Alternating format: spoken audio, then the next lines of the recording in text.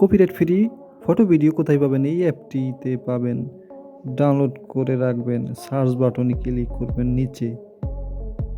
Search বাটনে click করলে ধরেন ফিলিস্তিনের পতাকা আমার পছন্দ হলো, সেখান থেকে ক্লিক করলাম।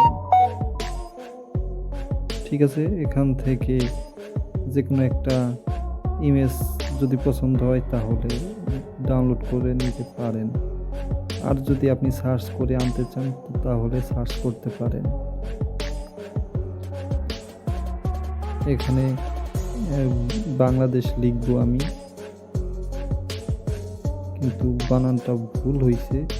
তারপরেও